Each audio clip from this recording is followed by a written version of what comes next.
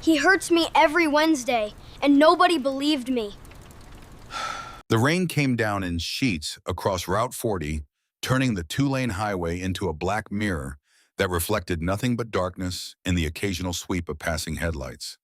It was the kind of January night that made Harlan Creek, Tennessee feel like the last town before the edge of the world.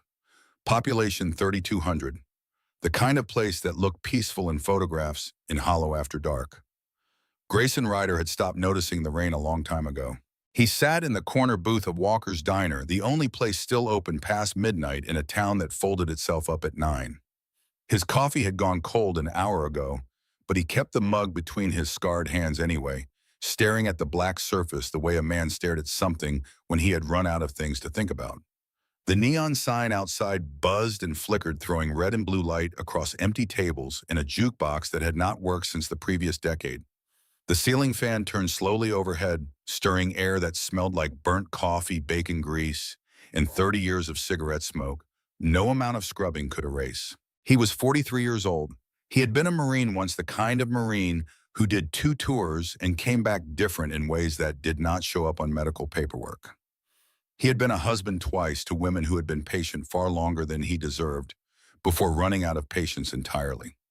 He had been a father, though that felt like something that happened to a different man in a different life. Lily was 19 now. She had changed her number 3 years ago after the last time Gray came out of a county lockup and called the only number he still knew by heart. The phone rang 4 times and went to voicemail, and he had not tried again because some silences were answers. 12 years earlier, when Lily was 7, he had been in Kandahar on a second deployment, and he had missed her birthday. Not because he forgot, because the mission did not pause for birthdays, and he was the kind of man who believed that for longer than he should have. He had sent a card that arrived 3 weeks late. Lily had kept it, her mother told him once, in a shoebox under her bed. He did not know if she still had it. He did not know much about her life now. The Iron Saints patch on the back of his leather cut said he was a brother, a member, a man with a club behind him. Most nights, that was the only identity he had left that still fit. Della Weston moved behind the counter with the practiced efficiency of a woman who had worked nights for 2 decades. She was 51, sharp-eyed with gray threaded through her dark hair, and a way of reading a room that came from years of watching people at their lowest. She had stopped asking Gray if he wanted a refill an hour ago. Some nights he just needed to sit somewhere that was not empty, and she understood that without requiring an explanation. The door opened at 1:17 in the morning. Cold air rushed in, carrying the smell of rain and wet pavement. And then the boy was standing in the doorway. 8 years old. Maybe small for 8, the kind of small that came from not eating enough over a long enough period of time. Soaking wet despite the oversized gray hoodie pulled tight around his thin frame, the hem of it hanging nearly to his knees. His jeans were torn at both knees, not from fashion, but from falls, from pavement, from the kind of life that put children on their hands and knees on hard surfaces. His sneakers had been repaired at the toes with duct tape that had gone gray and soft from rain. Dark hair was plastered flat against his forehead. But it was his eyes that stopped everything. Not the age in them, though. The age was there, the weight of 30 hard years sitting behind the face of a 3rd grader. It was the direction of them. The boy stood in the doorway of a diner at 1 in the morning, dripping water onto the checkered floor, and he was not looking around the room the way a lost or frightened child looked around a room. He was looking straight at Gray. Directly, specifically, the way a person looked at someone they had been watching from a distance for long enough to be certain. Della looked up from the counter. "Wyatt, honey." She kept her voice easy, the voice she used for situations that needed to stay calm. "You are soaked through. Where is your mama tonight?" The boy did not look at her, did not acknowledge the question. He walked forward with the careful, measured steps of someone who had learned to move quietly through spaces that were not safe. Feet finding the floor, gently, body held still, giving nothing away. He crossed the diner in a straight line and stopped 3 feet from Gray's booth. Close enough to speak, far enough to run. Gray had spent enough years reading rooms, reading bodies, reading the difference between a man about to throw a punch and a man about to bowl that he recognized the calculation in that distance immediately.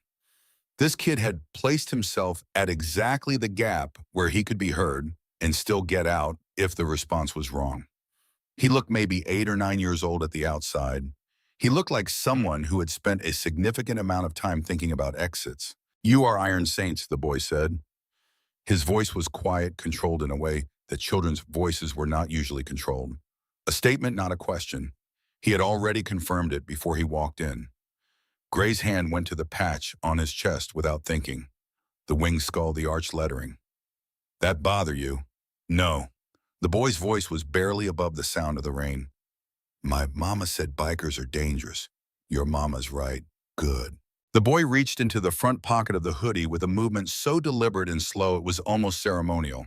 He was showing Gray that the motion was not a threat, that whatever was coming out of that pocket was not something to react to. He had thought about this. He had planned this. He pulled out a spiral-bound notebook, the cheap kind sold in drugstores at the end of summer, for back to school. The cover was warped and water-stained, held shut with 2 rubber bands wound over and across. He set it on the table between them and placed both his hands flat on the tabletop on either side of it, and then he stood perfectly still and waited. Gray looked at the notebook, then at the boy, then back at the notebook. "What is this?" The boy's jaw tightened slightly. "My teacher." His voice was barely audible, controlled and flat in a way that took effort to maintain. "Mr. Voss, he hurts me every day." The temperature in the diner did not change. The ceiling fan continued its slow rotation. Outside, the rain kept coming. But something shifted in the air of that corner booth in a way that Della, watching from the counter, felt without being able to name. Gray did not move, did not reach for the notebook, did not look away from the boy.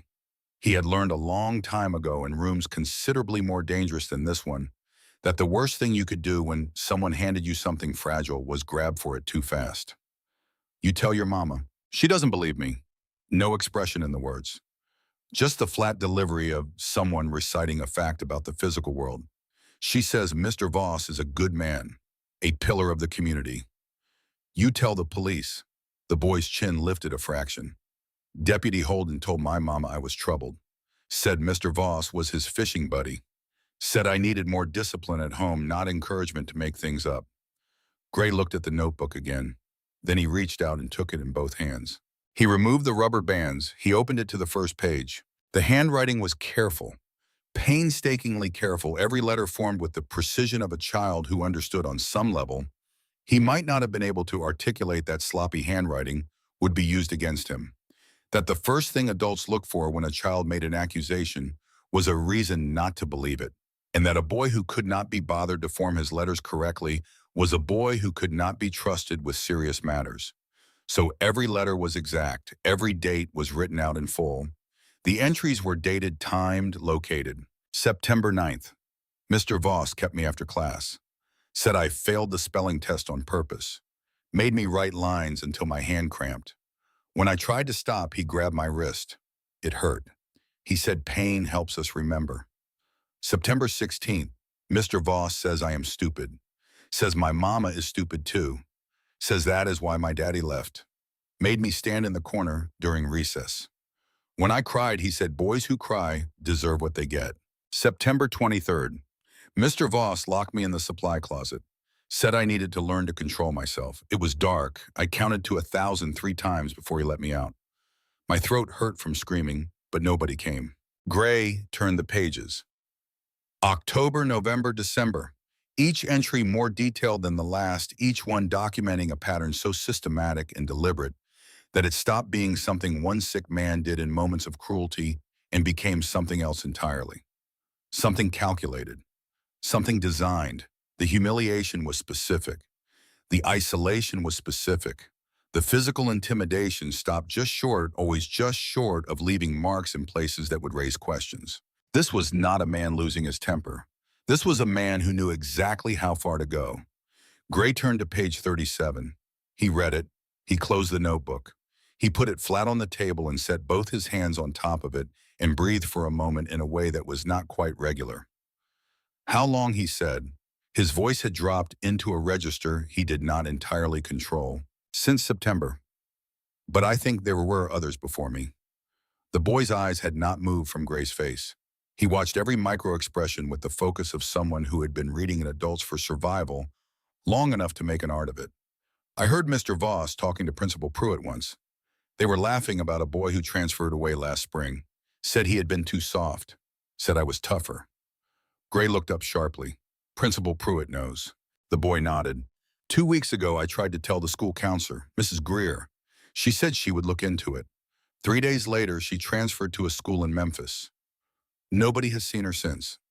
Gray was quiet for a moment. Outside, a truck passed on Route 40 headlights, sweeping briefly through the windows before the darkness returned. Why tonight, he said. Why come here tonight, specifically? Because tomorrow's Wednesday. The boy's voice was steady. It did not waver. Mr. Voss keeps me after class on Wednesdays for what he calls private tutoring. This week, he told me it would be special, that I had finally learned my lesson. The boy held Gray's gaze and did not look away and did not cry. I do not want to learn any more lessons. Gray picked up his phone, an older model, the kind of phone that made calls and sent texts and did not require an explanation. He found a number and pressed dial. It rang twice. The voice that answered was rough and low and fully awake despite the hour. Gray kept his eyes on the boy. Wake up, Ledger and Ghost, and smoke. Get to Walker's Diner, now, a pause on the other end. We have a problem, the kind that needs all of us. He hung up and set the phone on the table. Della had drifted closer, moving with the quiet deliberateness of a woman who had made a decision about which side of something she was on. She set a glass of milk in front of the boy without being asked, and a plate with 2 pieces of buttered toast, and she did it in the way that people did things when they wanted to make clear that the food would not be taken away. The boy looked at the food, then at Gray. Then he sat down across from him in the booth and picked up 1 piece of toast and ate it in small, careful bites. And Gray sat across from him and did not say anything and did not look at him too directly, because he had been around enough people who had learned to be afraid of attention to know that sometimes the kindest thing you could do was let someone eat without being watched. His name was Wyatt Mercer. He was in 3rd grade at Harlan Creek Elementary. His mother worked doubles at the packaging plant east of town and left before 6 in the morning and came home after 9 at night, and she was not a bad woman, but she was an exhausted one. His daddy had left before Wyatt could remember him clearly.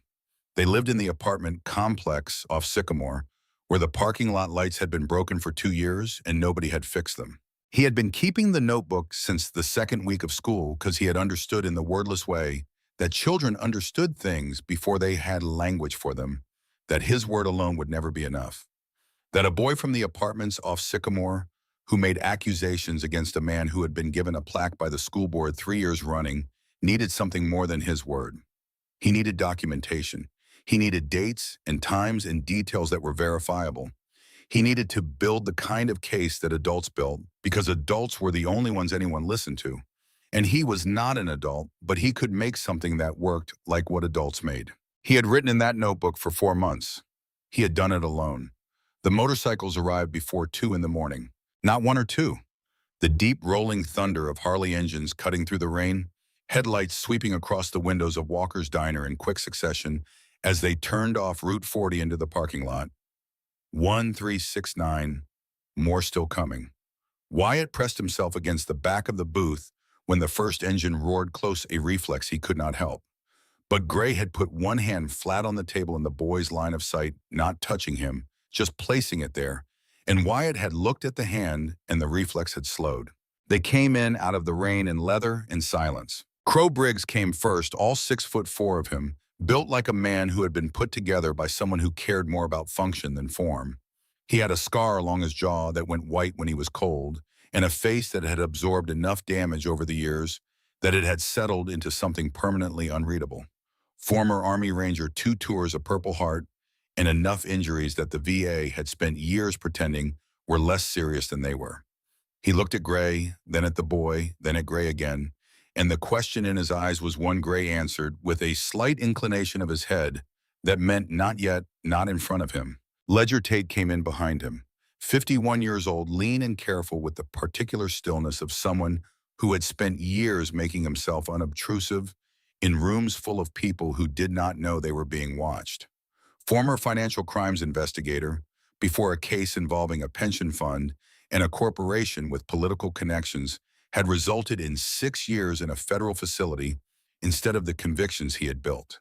He wore reading glasses he carried in his breast pocket, and he had the deliberate, unhurried manner of a man who understood that the most important thing in any situation was what the number said. Ghost Harlan came in with the quiet that belonged to people who had seen the inside of field trauma stations and learned that the difference between alive and not was often smaller than most people wanted to know. 38 years old, former Army combat medic, 2 deployments with a face that looked older and eyes that looked older still. Smoke Weston came last. 46, with the weathered look of a man who had spent a significant portion of his adult life outdoors and watching. Former private investigator, before a case involving a corrupt county sheriff, had resulted in Smoke making choices that the Bar Association did not approve of. He settled in a corner and began observing the room with the focused, undemonstrative attention of someone cataloging everything he saw. 8 others had come in and dispersed to tables and counter stools, men whose histories were written in their posture and the particular way they positioned themselves in any space they entered, always with a wall behind them and a line of sight to the door. Gray set the notebook in the center of the table. He told them what Wyatt had told him. Not summarized, not softened. He read sections of it aloud in a flat, even voice because the boy had written it to be believed, and the least Gray could do was deliver it the way it was written. Straight, without editorializing. The diner went very quiet. Ledger's pen had stopped moving.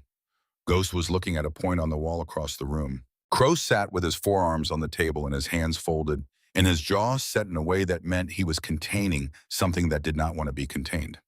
When Gray finished reading and closed the notebook, nobody spoke for a moment. Then Ledger said quietly, "We need to see the school's financials." Gray looked at Wyatt, who had eaten both pieces of toast and was sitting with his hands in his lap, watching the room with level eyes.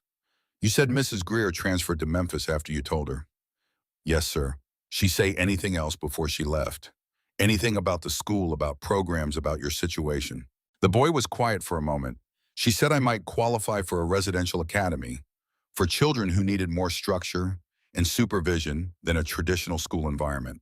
She said it would be better for me than my current home situation. She said people there would understand me."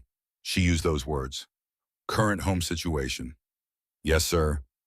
Ledger and Gray looked at each other. "When did she say this?" 2 weeks before she transferred." Gray turned back to Ledger, who was already writing. Della appeared at Gray's elbow. She kept her voice below the range of most of the room. "Wyatt's cousin Jasper is 7. He was in Voss's class last year." She paused. "He started having nightmares in October. Stopped talking about school. My sister thought he was just adjusting." Her voice flattened in the way voices flattened when the speaker was controlling something with significant effort. "I thought he was just adjusting too." Gray held her gaze for a moment. Then he nodded once. The next hour and a half happened in the particular focused quiet of a group of people who had all independently decided they were going to do something and were now working out the how. Ledger pulled the publicly available financial records for Harlan Creek Elementary School's Associated Charitable Trust, the Pruitt Memorial Scholarship Fund named for the principal's late father. It had been established 8 years ago and had grown to $2.3 million through contributions from local businesses, alumni, and a state educational grant. It was currently almost entirely empty. The withdrawals went back 4 years. Small initially administrative fees and operational costs, the kind of line items that pass through oversight committees without generating questions because they were individually unremarkable. Consulting fees, facility maintenance, educational materials, procurement, each one small enough to fall below the threshold that triggered review. Together, over 4 years, they added up to something considerably more than administrative overhead. Ledger spread out what he had on the table in front of Gray. He pointed at figures and dates and let the numbers speak. There were 6 families. 6 families who had filed complaints or inquiries with the school regarding Conrad Voss over the past 5 years. Each complaint was followed within 30 days by a settlement offer delivered through the school's legal representative, a non-disclosure agreement, and a transfer of the child to a different school district. The payments ranged between $40,000 and $90,000, all of them drawn from the scholarship fund. 6 families, 6 children, 6 sets of parents who had been offered enough money to make the problem go away. Wyatt had been paying attention. He looked at Gray and said, "There were others before me." Gray looked at him. "Yes. Do they know what happened to them? Some of them probably do not." Gray said, "Some of them probably spent a long time thinking it was their fault." The boy thought about this for a moment. The fact that it was not new information was visible on his face. He had already arrived at this conclusion on his own somewhere in those 4 months of keeping the notebook, and the confirmation of it had the weight of a thing already known rather than the shock of a new one. Wrench came through the door at 2:43. He was 29 with the particular kind of intelligence that expressed itself in machines and systems rather than words. He had been doing a different kind of work for the past hour at Gray's request. He pulled Gray aside and held out his phone. The security camera footage from Harlan Creek Elementary showed the parking lot from above and the side door near the gymnasium. The timestamp read 2:14 in the morning 4 days ago.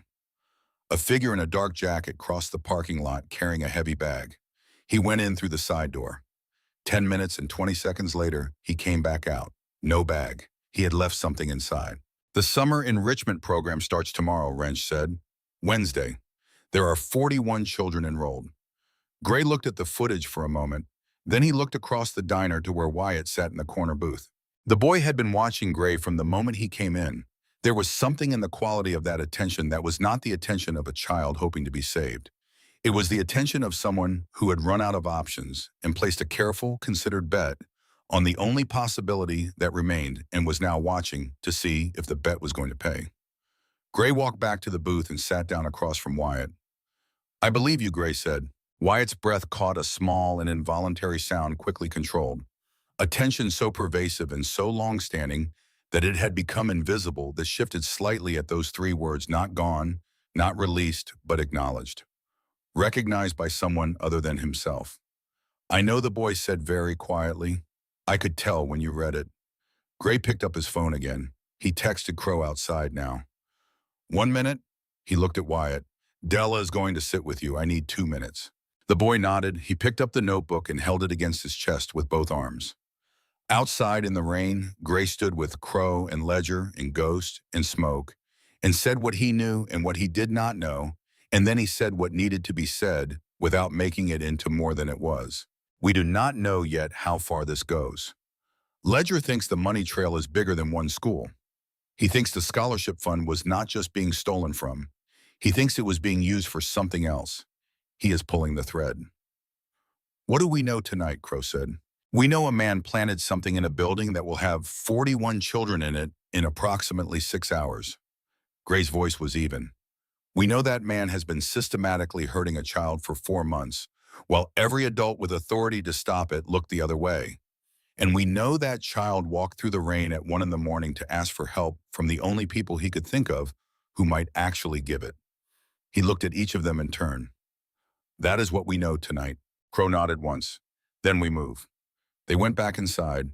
Gray walked to the booth where Wyatt sat with Della and the empty plate and the glass of milk. He sat down across from the boy.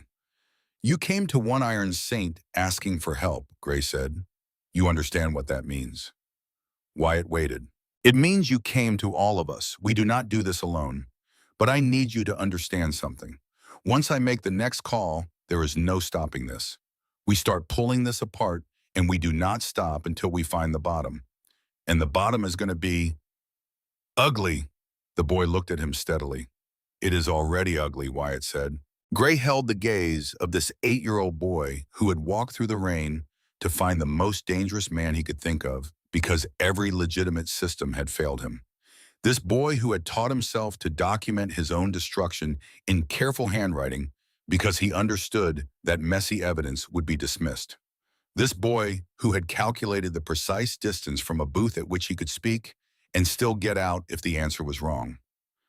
"Yeah," Gray said, "it already is." He stood up. Outside, through the rain-streaked windows of Walker's Diner, the motorcycle sat in the parking lot like a row of dark horses, engines cooling chrome catching the neon light. And somewhere across town, in a house with a clean front lawn and a framed award on his classroom wall, Conrad Voss was asleep with no idea that the calculation he had been running for 5 years had just acquired a variable he had not planned for. Gray put on his jacket. Then he walked back to the booth one more time and looked at the boy. "Get some rest if you can," he said. "Tomorrow is going to be a long day." Wyatt looked up at him. "You are going to the school?" "Yes." "Tonight?" "Yes." The boy reached into the front pocket of the hoodie and pulled out something small. He set it on the table. "A photograph. torn at one corner slightly soft from being carried. It showed a classroom taken from the doorway at waist height. The room was empty of students. Conrad Voss stood at his desk. On the desk, visible in the right side of the frame, was a gray duffel bag with the zipper partially open. "I took it 3 weeks ago," Wyatt said. "During lunch. I went back for my jacket and saw it. I did not know what was in it, but I knew it did not belong there." Gray picked up the photograph. Then he tucked it into the inside pocket of his jacket next to his chest, the same place he used to keep the letters from Lily before she stopped writing them. He walked out into the rain. The school sat 3 blocks off Main Street behind a chain-link fence that had been there since the building went up in 1974. Red brick 2 stories, American flag on a pole out front that had gone slack in the rain. A playground along the east side with swings and a climbing structure in primary colors. Everything designed to look safe and cheerful in daylight. At 2:40 in the morning, it looked like what it was. Gray cut his engine 2 blocks out and rolled the last stretch on momentum alone. Crow pulled in behind him. Smoke came in from the other direction on foot. The rest of the brothers were on the perimeter spread across 3 sides of the building at positions Crow had designated in 90 seconds of precise instruction in the parking lot of Walker's Diner. The side door near the gymnasium was unlocked. Smoke moved point checking the hallway before signaling. They went in single-file boots, quiet on the linoleum. The school smelled the way all elementary schools smelled: floor wax and construction paper and crayons and the faint chemical undertone of institutional cleaning products. Bulletin boards lined the hallway covered in student artwork and alphabet charts and motivational posters. Everything cheerful, everything curated. They took the stairs to the second floor. Room 214. The door was closed. Gray tried the handle, locked. He stepped back and put his shoulder into it. The frame cracked but held. He hit it again. On the third impact, the door swung inward. The frame splintered around the lock plate, and the smell hit them before they could see anything. Gasoline, heavy and sharp, reaching into the back of the throat. The classroom was soaked. Every surface, the desks, the floor, the bookshelves along the back wall, the filing cabinet in the corner, the stacks of folders on the desk, and all of it had been doused. Puddles on the floor caught the beam of Smoke's penlight and threw it back in dark reflections. Conrad Voss stood at the far end of the room. He was in his late 40s with the kind of unremarkable appearance that was itself a kind of camouflage. Medium height, medium build. The sort of man whose face did not leave an impression because there was nothing particular to anchor it to. He had the easy posture of someone who was not surprised. He held a red plastic lighter in his right hand, his thumb resting on the striker wheel, and he was looking at Gray with an expression that was somewhere between amusement and calculation. "Well," Voss said. His voice was conversational, almost pleasant. A biker with a criminal record breaking into an elementary school in the middle of the night. He turned the lighter over in his fingers once. "I genuinely could not have arranged this better myself." Gray did not answer. He moved forward slowly, hands visible, body angled slightly. "You understand what happens if I drop this," Voss said. He held the lighter out over the nearest puddle. "Whole room goes. Everything in it. Every document, every complaint form, every name." He paused. "And you in a building where you have no legal right to be." Gray took one more step, slow and even. "You have been doing this for 5 years, Gray said. His voice was quiet. Not a question. Something shifted in Voss's expression. "Not much, just enough to confirm it." "A boy walked into a diner tonight with a notebook," Gray said. 4 months of dates and times and exactly what you said and exactly what you did. Written in 3rd grade handwriting by a child who understood that his word alone would not be enough." He paused. He was right about that, but he kept the notebook anyway, because he was smarter than you counted on. Voss's thumb moved slightly on the striker wheel. The window exploded inward. Smoke came through it in a single motion, crossing the distance between the window and Voss, in the time it took the sound of breaking glass to finish echoing. The lighter left Voss's hand and arced upward through the air. Gray caught it. He looked at it for a moment. The red plastic, the small chrome striker, the gap between what had almost happened and what had not. Then he closed his hand around it. Crow stepped forward and had Voss face down on the dry section of floor near the door, with a zip tie around his wrists in the practiced, methodical way of someone who had done this in locations with much higher stakes. Voss did not fight. He had the quality of a man who had already moved on to the next calculation. Ghost appeared in the doorway with his bag. He moved through the room with careful steps, avoiding the puddles, and crouched near the filing cabinet. He picked up folders by the corners and held them to the light. About 40% recoverable, he said. The physical records. He looked at Gray. He came here tonight specifically to destroy the documentation of the settlement payments. Gray looked at Voss, who was on the floor watching Gray with the patient, evaluating expression of someone waiting to see which way a situation would develop. "Where is it?" Gray said. Voss said nothing. Gray crouched down to his level. He simply looked at Voss from 18 inches away and waited. Voss looked back. Then his eyes moved briefly and involuntarily to the supply closet at the back of the room. Ghost was already crossing to it. He opened the door, came back with the duffel bag and set it on the one dry desk. He unzipped it and looked inside for a moment. Then he stepped back and let Gray look. Gray looked. He straightened up. He breathed out through his nose, once slowly, and set the photograph down on the desk beside the bag, and the comparison between the two images removed any remaining ambiguity about what Conrad Voss had come to this room to do tonight. "Everything in this bag is evidence," Gray said. "Everything recoverable from those files is evidence." He looked at Ghost. "Document all of it." Ghost already had his camera out. They worked for 6 minutes, fast and methodical. Ghost photographed. Crow bagged what could be bagged. Smoke handled Voss. Soams. Gray stood at the window and looked out at the parking lot. The rain had slowed to a drizzle. The school sign at the edge of the property was lit from below. Harlan Creek Elementary. Welcome back, students. Sirens in the distance. Not close yet, but coming. They left through the side door, carrying what they had taken, leaving Conrad Voss zip-tied on the floor of his own classroom with the alarm going and the smell of gasoline in the air. By the time Deputy Holden arrived, they were 3 blocks away, with their engines off, moving through side streets that Smoke knew from years of working this county. The call to the FBI tip line had been made from a payphone outside a gas station on the edge of town. Ghost had made it. 40 seconds, specific, factual, and gone. At 4 in the morning, they were back at Walker's Diner. Wyatt was asleep in the corner booth, his head resting on his folded arms on the table, the notebook tucked under his forearm. Della was at the counter with a fresh pot of coffee. She poured without being asked when Gray sat down. He told her briefly what they had found. Not everything, enough. She set down the coffee pot and stood with both hands flat on the counter and looked at the sleeping boy for a moment. Then she said quietly, "Jasper stopped going to school in November. My sister paid the co-pay for a therapist out of pocket. She thought she was helping him process something that happened to him that she could not identify." She paused. She never knew what it was. Ledger arrived at 4:15. He had not been at the school. He had been somewhere else entirely, doing the work that required a quiet table and access to the kinds of financial databases that technically required authorization. He set his bag down and sat across from Gray and opened his notebook to a page covered in figures and names connected by arrows. "The Pruitt Memorial Scholarship Fund was the surface," he said, keeping his voice below the level of the room.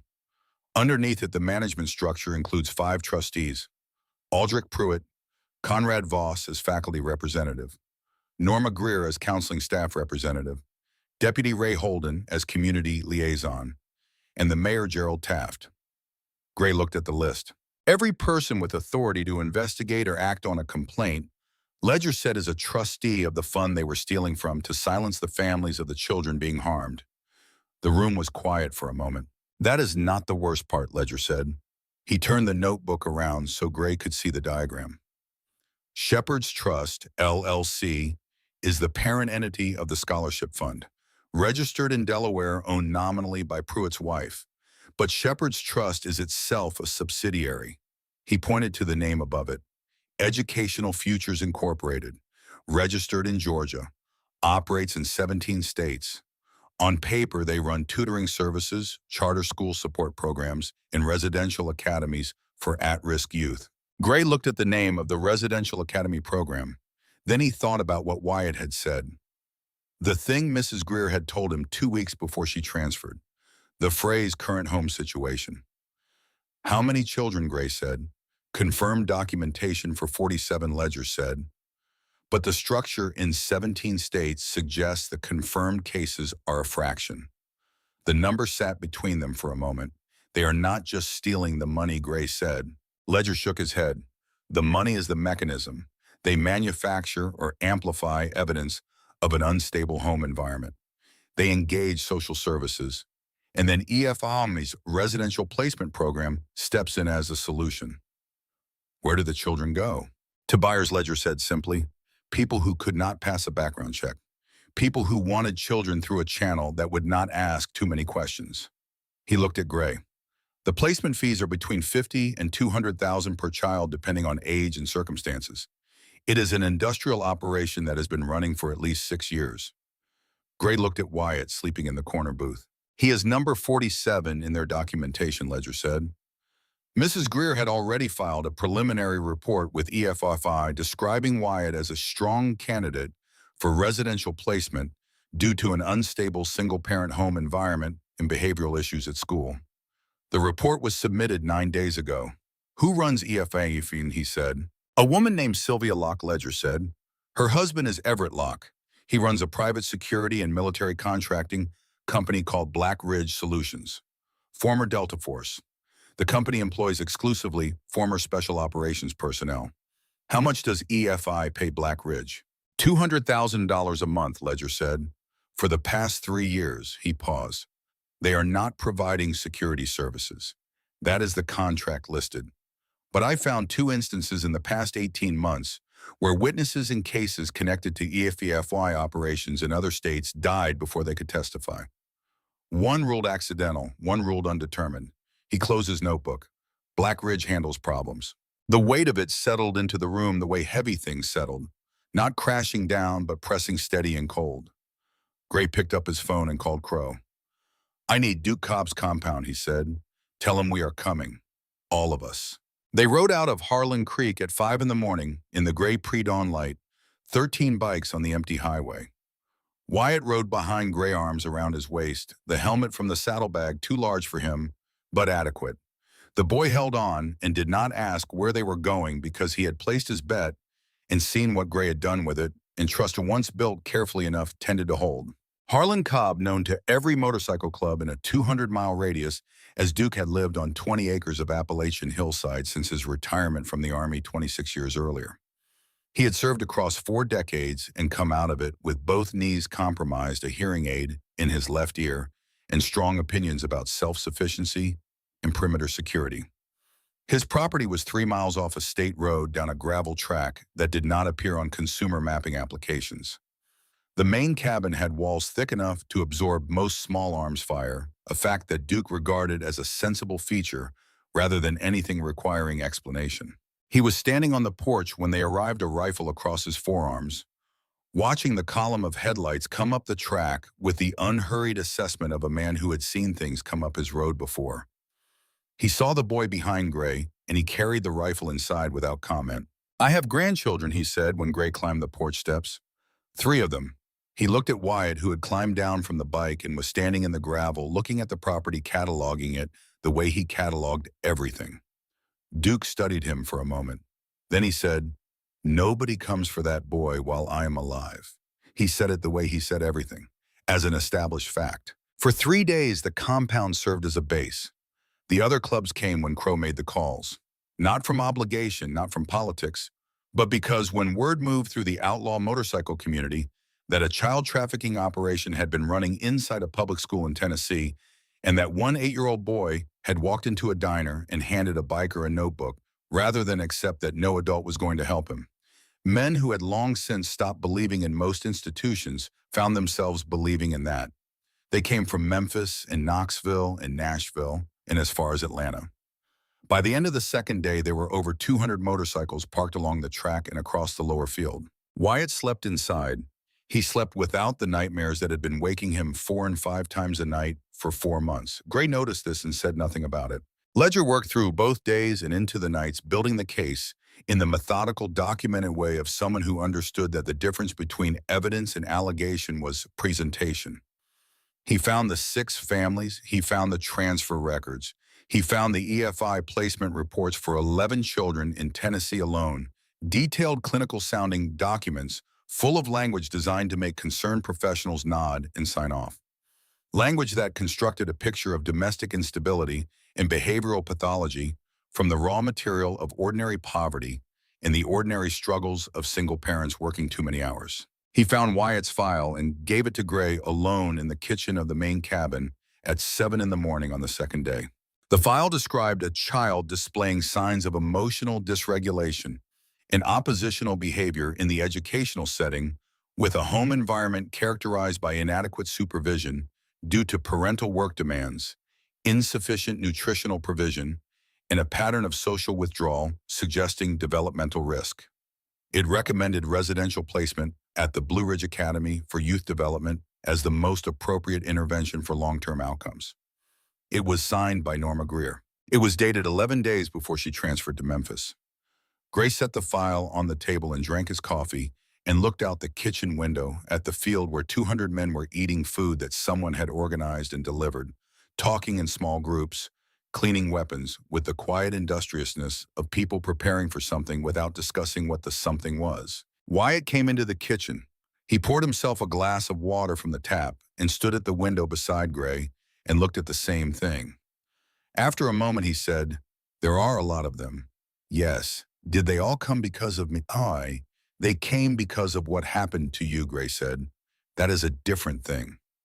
Wyatt considered this. "How?" "Because what happened to you happened to 46 other children that we know about," Gray said. "And every man out there knows what it is to be failed by something that was supposed to protect you." He paused. "They are not here for you specifically. They are here because you were brave enough to make it impossible to look away." The boy was quiet for a moment. Then he said, "I was not brave. I was out of options." Gray looked at him. "Sometimes those are the same thing." On the third night, smoke came to Gray at 10 in the evening, with the particular quality of stillness he carried when something had shifted in the information he was tracking. 3 vehicles, he said. State Route 7 in the south moving slow, no lights. Thermal shows 4 personnel each. Minimum. Gray went to the east side of the property and confirmed it. 12 trained operators moving in 3 vehicles in a coordinated approach on a property in the dark and with their lights off were not law enforcement serving a warrant. Law enforcement serving a warrant used lights and called ahead and brought paperwork. He went back inside the cabin. Duke was already at the gun cabinet. Gray found Wyatt at the back room where he had been sleeping, sitting up on the cot with the notebook on his knees awake. He had heard the change in the ambient sound of the property, the slight increase in movement, the drop in conversation. "We need to go downstairs," Gray said. Wyatt stood up and tucked the notebook under his arm. The entrance to the storm cellar was in the floor of the back hallway, covered by a braided rug that Duke moved with 1 foot. He lifted the hatch. Ghost went down first with his bag. Then Wyatt, then Ledger with his case of documents. Crow looked at Gray. "I need 10 minutes, Gray said. "You have got 6, Crow said and went down. Gray stayed on the surface with Duke and Smoke and 7 others who had placed themselves at the points that mattered. 200 men who had spent their adult lives developing the particular alertness that came from existing in spaces where the rules were different, moved to positions without being told.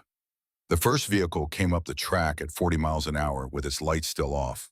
What followed was 8 minutes of violence in the dark that Gray would carry in his body for the rest of his life, not as memories exactly, but as a kind of permanent alteration in the tissue of things. The Black Ridge operators were professionals. They moved and communicated and responded with the precision of men who had trained for years to operate exactly this way. They were very good. They were also 12 people operating against a property that had been occupied by 200. Duke Cobb took a round in the shoulder in the first 90 seconds. He did not go down. He kept his position and kept firing with the other arm. And when Smoke reached him at the 4-minute mark, he waved Smoke off and told him to handle the east approach. When the gunfire stopped, the property was very quiet and the darkness was very complete. And Gray stood at the cellar hatch and knocked 3 times and said, "It is over," and waited. The hatch opened. Ghost came up first, then Ledger, then Wyatt, who climbed the ladder with the notebook still under his arm and emerged into the dark hallway and stood there for a moment looking at Gray. Gray crouched down to his level. "They were not 12, Gray said. "They were 12 that we counted. There will be more, and they know where we are now." Wyatt said nothing. They came because of the evidence, Grace said. Because what Ledger found and what we took from the school is enough to bring down an operation worth hundreds of millions of dollars, and the people who run it do not intend to let that happen. I know, Wyatt said quietly. Which means you cannot stay with us. Gray said it straight without softening because the boy deserved the truth and had proven more than capable of handling it. It means the safest place you can be right now is somewhere that the people trying to stop us cannot find you. Somewhere that your testimony is protected by people with the resources to protect it. FBI, Wyatt said. Yes. The boy looked at the floor for a moment, then back up. You said you would not leave me. I am not leaving you, Gray said. I am making sure you survive this. He held the boy's gaze. There is a difference. Among that night's losses were 15 men who had come when called and held positions that needed holding and did not come back down from the surface. Gray stood at the cellar hatch after it was over, and he thought about each of them in turn. Men with their own histories and their own damage and their own complicated reasons for being part of what they were part of. Men who had come because a child needed protecting and had decided that was enough of a reason. He did not try to make their deaths simple. They were not simple. He carried the weight of them the way he carried all weight without putting it down, because putting it down would have meant pretending it was not there. Mara Sutton arrived at 2 in the morning with 4 agents and 2 vehicles. She was FBI deputy director level, with the kind of authority that came from 20 years of cases that ended with people in federal custody. She walked onto Duke's property and looked at what the property looked like now and absorbed it with the professional equanimity of someone who had arrived at enough scenes to have developed a comprehensive tolerance for what human beings did to each other. She looked at Gray.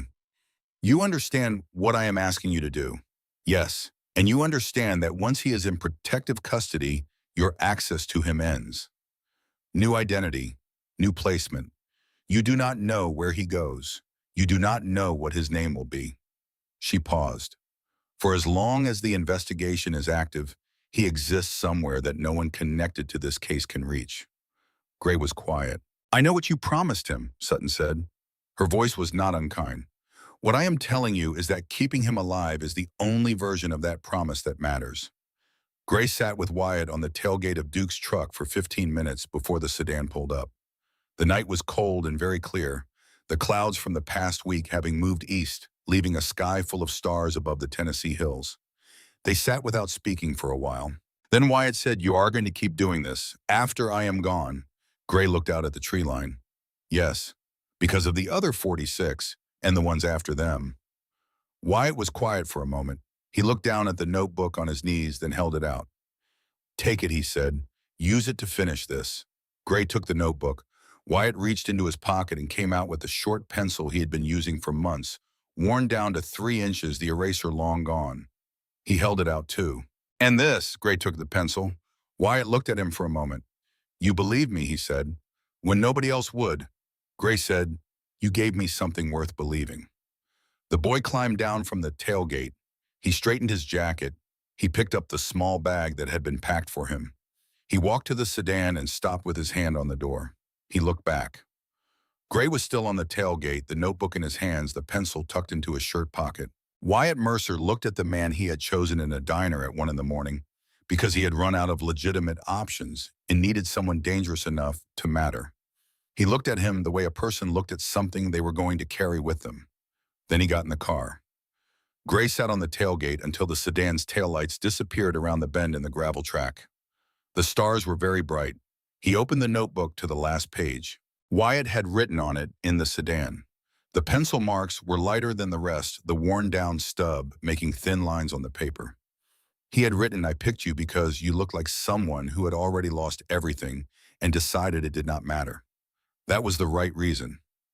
I know it was. Thank you for being what I thought you were. Gray sat with that for a while. Then he closed the notebook and put it in his inside pocket, and he looked up at the Tennessee stars, and the stars did not tell him anything he did not already know. There was still work to do.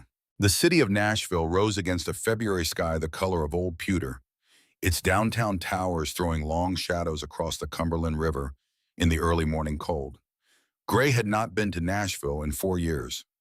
The last time he had driven through it, he had been heading somewhere he no longer remembered, toward a purpose he had long since abandoned. He was not drifting now. The Educational Futures Incorporated building sat on Fifth Avenue, 10 stories of glass and steel, and the particular kind of corporate architecture designed to communicate stability and permanence. The lobby was visible through the ground floor windows, marble floors, and modern art, and a reception desk behind a curved glass partition. Everything that money spent on appearances could buy. Ledger had found the physical record storage 3 days earlier. Not digital files, not cloud backups, but actual paper. Boxes of it in a climate-controlled archive room on the 7th floor, because Sylvia Locke was a woman who had built a criminal operation on the premise that paper documentation was harder to remotely wipe than a server. She was not wrong about that. She was only wrong about the people she had underestimated. There were over 200 motorcycles in the parking structure, 3 blocks over. They came in not all at once, but in intervals, groups of 8 and 10 arriving over the course of an hour, because 200 motorcycles arriving simultaneously created a certain kind of attention that 200 motorcycles arriving gradually over 60 minutes did not. It was Smoke's coordination executed with the quiet precision that characterized everything he did. At 11:47 in the evening, Gray led the entry team through the service entrance on the south side of the building. They took the stairs, 8 floors. The entry team moved with the compressed efficiency of men who had agreed on every detail in advance. Crow on point, Ghost behind him, Ledger with the document cases that would carry what they came for. 4 others from the Memphis and Knoxville chapters who had been in similar situations in previous lives and brought the relevant experience without requiring explanation. And Gray carrying the notebook. The 7th floor was empty at this hour except for the hum of climate control systems and the low emergency lighting that kept the hallways from being completely dark. Ledger had the archive room number from the building's filing system, which he had accessed 3 days earlier, with the methodical patience of a man who had once built federal cases from the paper trail of corporations that believed they were invisible.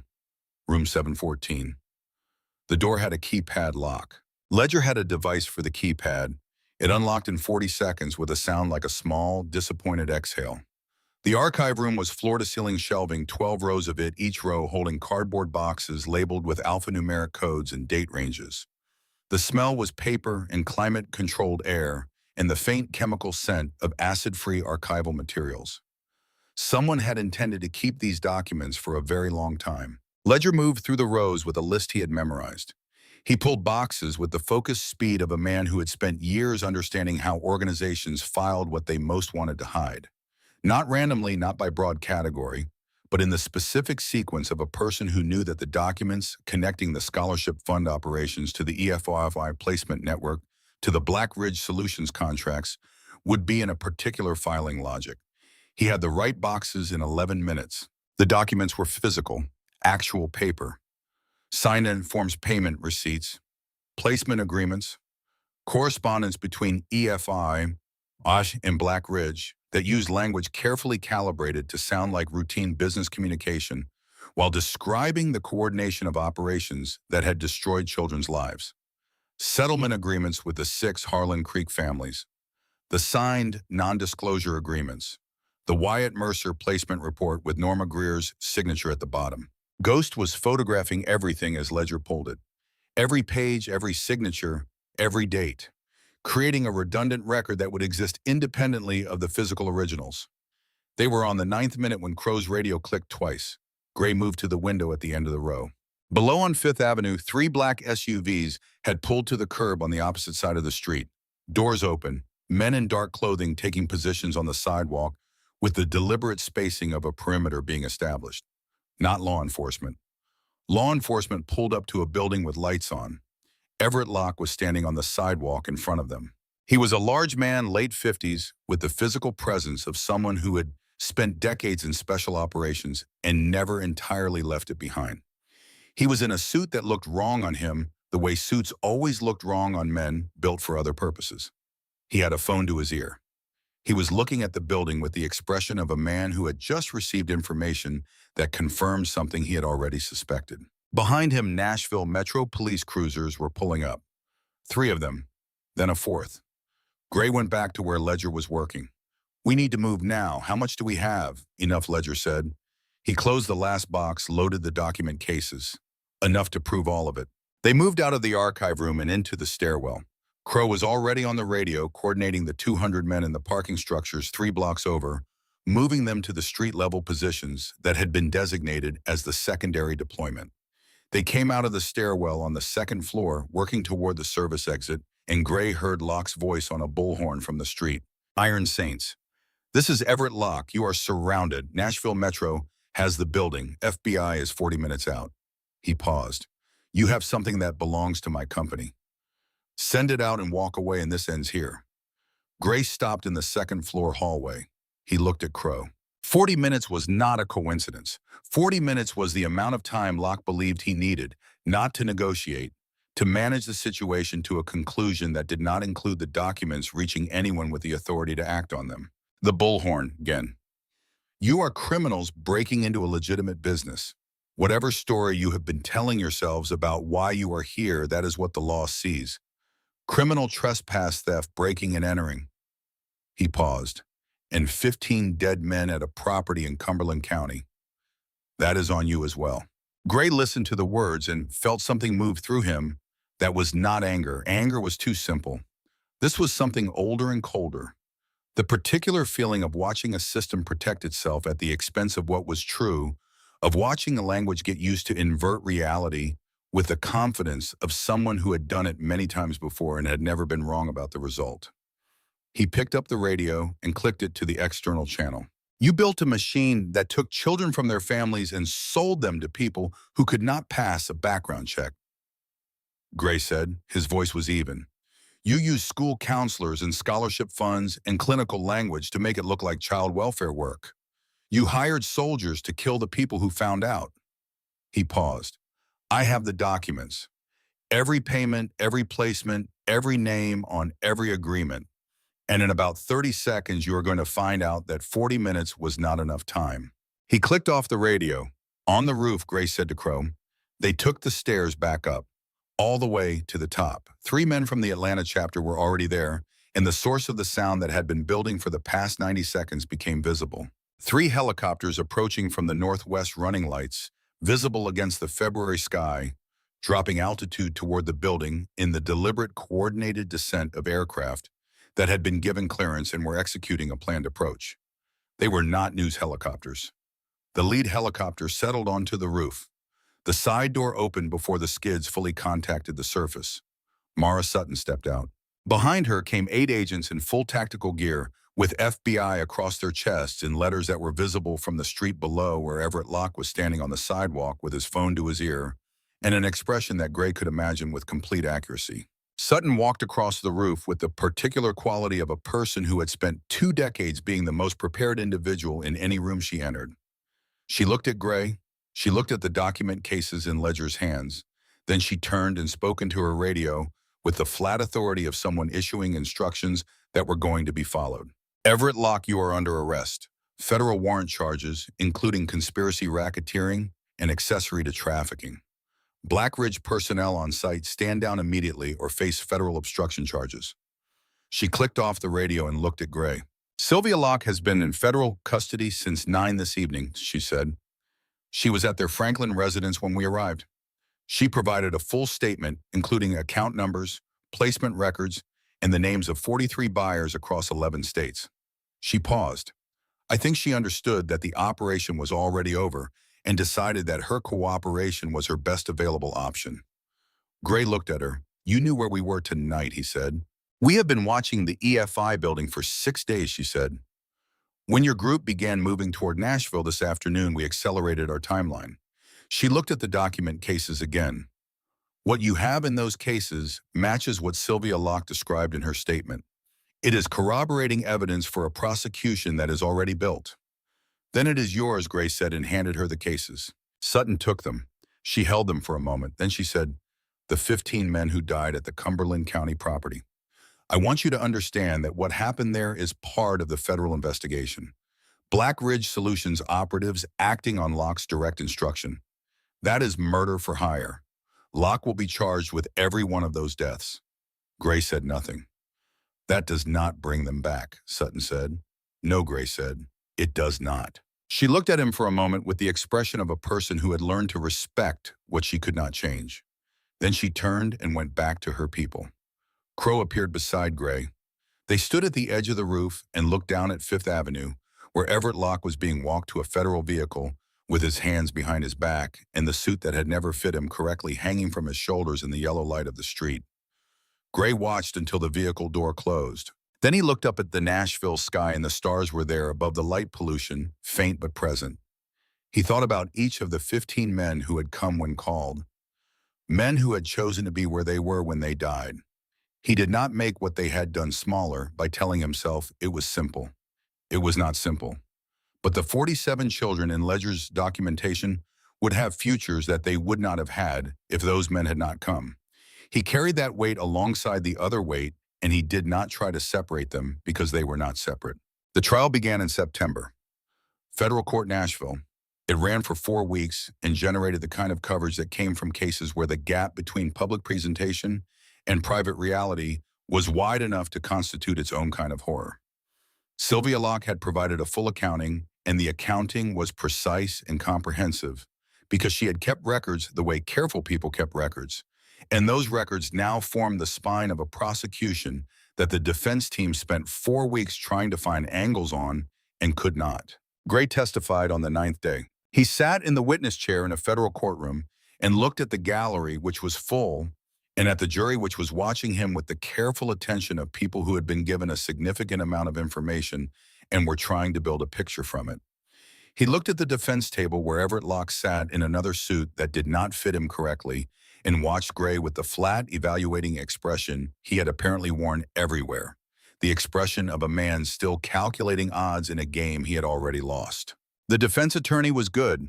She had his record in front of her, every charge, every conviction, every instance of the documented history of Grayson Ryder being a person that legitimate society had repeatedly concluded it would prefer to manage through the criminal justice system. She laid it out for the jury with the practiced economy of someone who understood that she did not need to make Gray into a monster. She only needed to make him into someone whose word could not be trusted, a man with a dishonorable discharge, a man with assault convictions, a man who broke into a school in a corporate building and killed people on a Cumberland County property and now expected a federal jury to take his account of events as credible. Gray let her finish. Then he looked at the jury and he said what he had to say. I am not a good man. I have never claimed to be. My record is what it is and I am not going to argue with it. He paused. But I want to tell you something about evidence. Evidence exists independently of the person who finds it. What is in those boxes does not become less true because of who carried it out of that building. The settlement agreements are real. The signatures are real. The EFI placement reports are real, including the one with Norma Greer's signature, describing an 8-year-old boy as a strong candidate for residential placement because his single mother worked too many hours. That report is real whether I found it or a federal agent found it or whether it floated down from the ceiling. He looked at the jury steadily.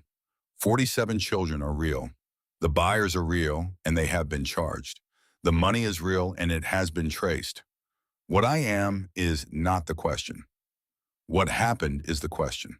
And what happened is documented in those boxes in language written by the people who did it because they believed they would never be caught. He was excused from the stand. He walked out of the courtroom and sat on a bench in the hallway and breathed for a while. Crow sat beside him without being asked. Ghost was there. Smoke. Ledger.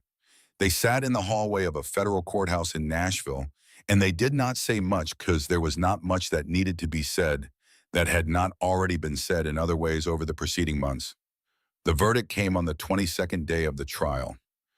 Guilty on all counts. Everett Locke received 35 years. Sylvia Locke, in recognition of her cooperation and the comprehensiveness of her statement, received 22. Conrad Voss received 18 on the state charges, with the federal charges running consecutively.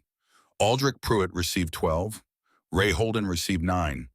Norma Greer, who had cooperated early and provided testimony regarding the internal EFI communications she had been party to, received 4 years and was credited with time served. The buyers were charged in their respective states.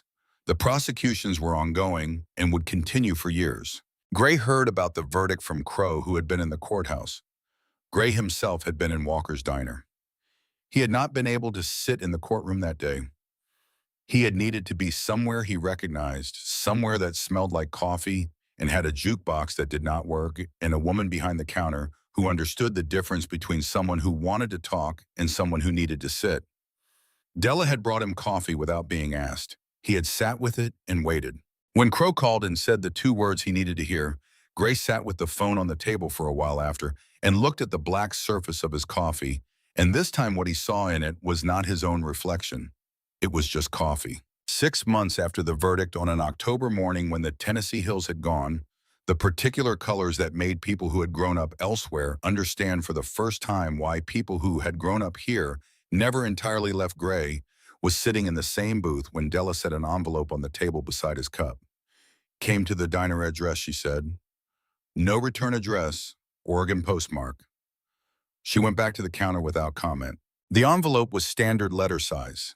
The handwriting on the front was careful and neat and formed each letter with the precision of someone who had learned early that how you wrote said something about whether you expected to be believed. Gray recognized it immediately. He had been reading that handwriting for months in a notebook he still carried in his inside jacket pocket. He opened the envelope. The letter was 2 pages front and back, written in pencil. Dear Gray, I am not supposed to write this. Agent Sutton said no contact while the appeals process is active because of security protocols.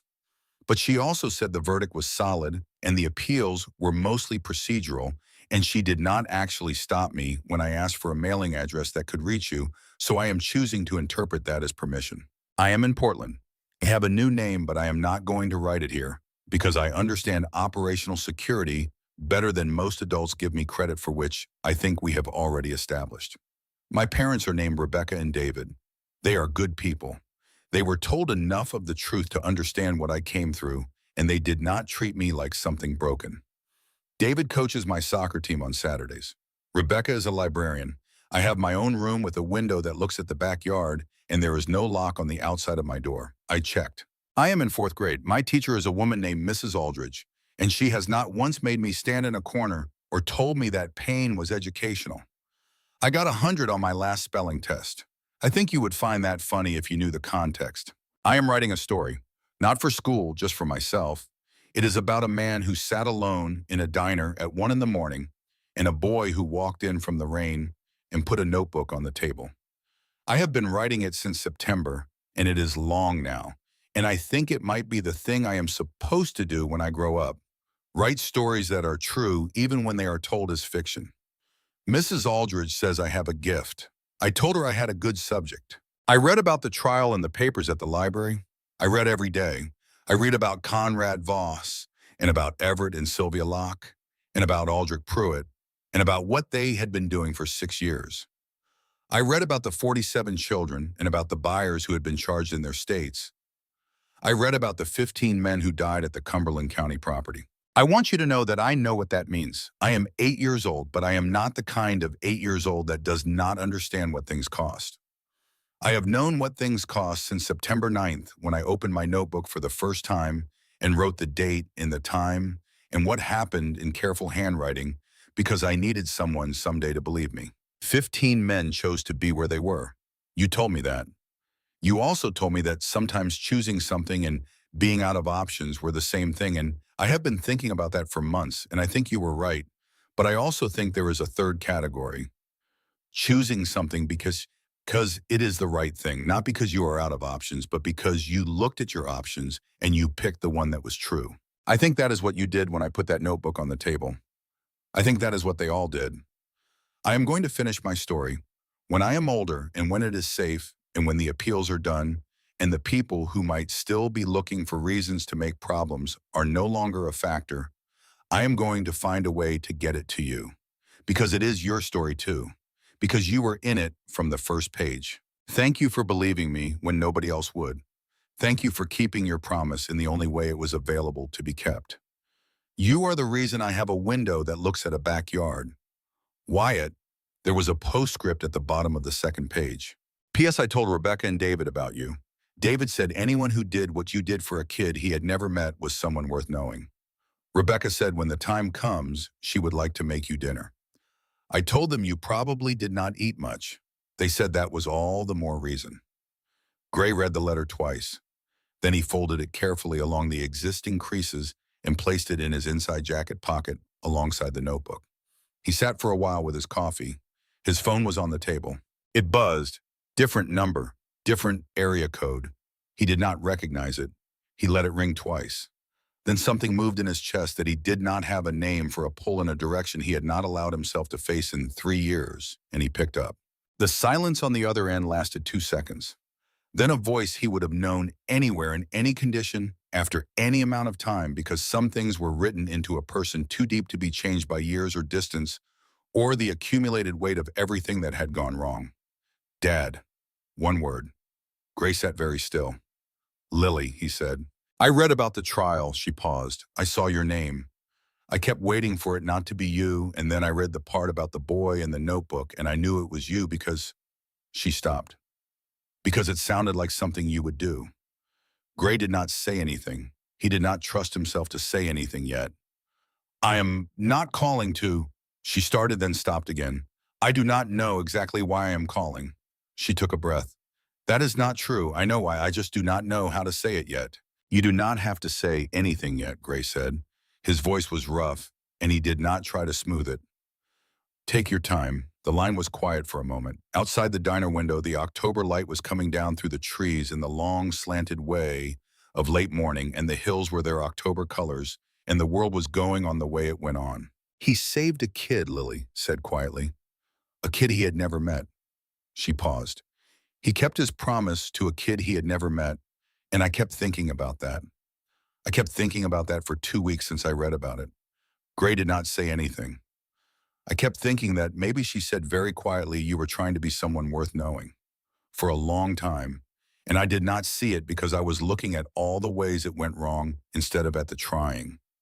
Gray closed his eyes. I do not need it to be simple, Lily said. I know it is not simple. She took a breath. I wanted you to know that I called, that I read about it and I called. That is the beginning of something.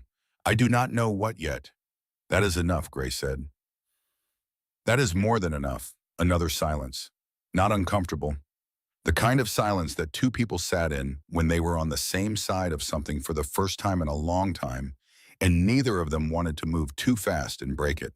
I have to go, she said, but I will to call again. If that is all right. Yes, Gray said. Call whenever you want. I will pick up. Okay, she said. Okay, he said. The line went quiet. Gray sat with the phone in his hand for a while after. Then he set it on the table beside the folded letter and the notebook, and he looked at the 3 things arranged there in front of him. The letter from a boy who had trusted him with everything, the notebook that had started all of it, and the phone that had just carried his daughter's voice across whatever distance had grown between them. He sat with the weight of all 3 until it became something he could carry. He reached into his jacket pocket and took out the notebook. He set it on the table. He took out the worn-down pencil that Wyatt had handed him on the tailgate and set it beside the notebook. He opened the notebook to the first blank page after Wyatt's last entry. He thought for a moment about what you wrote at the beginning of a thing, about how the first words of anything set the direction of everything that followed, and how direction mattered less than the decision to move, and how the decision to move came from the same place in the chest, whether you were a boy in a diner doorway or a man on the wrong side of 40 with a list of failures longer than his list of anything else. He wrote a date at the top of the page, October 14th. Then he capped the pencil and put both things back in his pocket.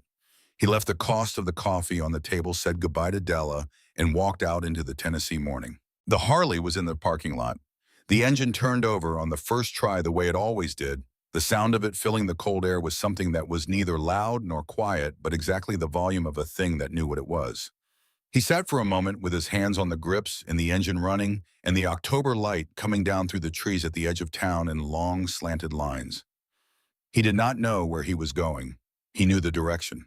He pulled out of the parking lot onto Route 40 and pointed the bike west toward whatever came next, toward the roads that led eventually everywhere, if you stayed on them long enough. The hills rose around him in their October colors, and the road unspooled ahead, and the engine was steady, and the morning was cold and clear, In the sky above the Tennessee ridgeline was the particular blue that existed nowhere else on Earth, the blue that people who had grown up here carried with them when they left and could never quite describe to people who had not seen it. He rode. Behind him, Walker's diner got smaller and then disappeared around the curve where the road bent south. The neon sign was off in daylight. The parking lot was empty except for Della's car. Inside the booth in the corner was unoccupied, a coffee cup on the table that had not been cleared yet, $2 and a folded napkin beside it. On the napkin, in handwriting that was careful and deliberate, informed each letter as if the writer understood that what he wrote said something about what he expected of the world, were 3 words. "Thank you, Della," the morning went on.